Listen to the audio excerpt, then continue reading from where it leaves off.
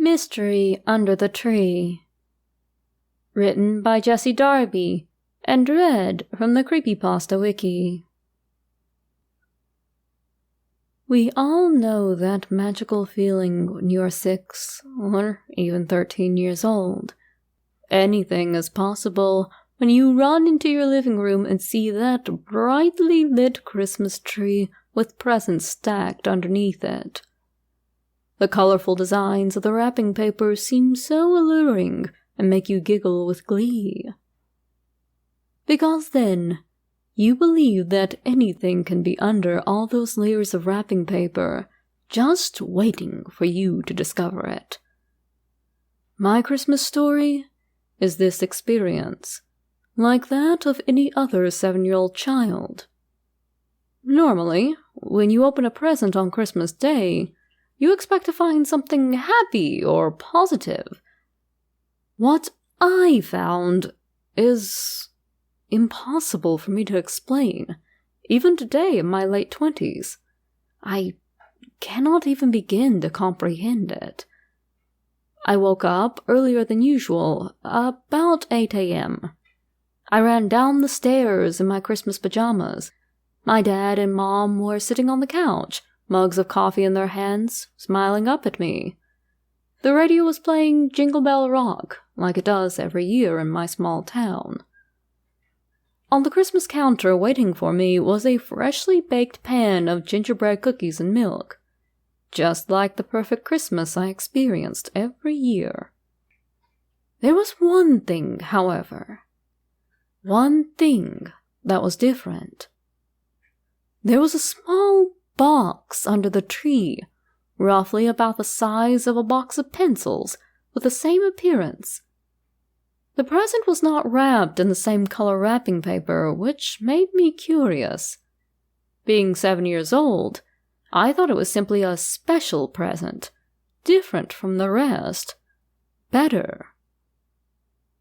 "I wonder what's in this one," I said, picking up the small box. My parents, though, didn't seem to recognize the present, almost as if they had absolutely no idea how it got underneath the tree. I rolled my eyes at them, believing that they were just pretending not to know what it was to maintain some sort of element of surprise. I took the box and peeled off the wrapping paper, but there wasn't a present in there. There was only a cardboard box with my address written on it. It was a package. Now, I'm not talking about a package like you would see from Amazon or anything. It was a package sent to me by an unidentified individual. Oddly enough, there was no return address anywhere on the package, which gave no clue as to who sent it to me. There were, however, in dark red pen, the initials NP scrawled on the front in signature format.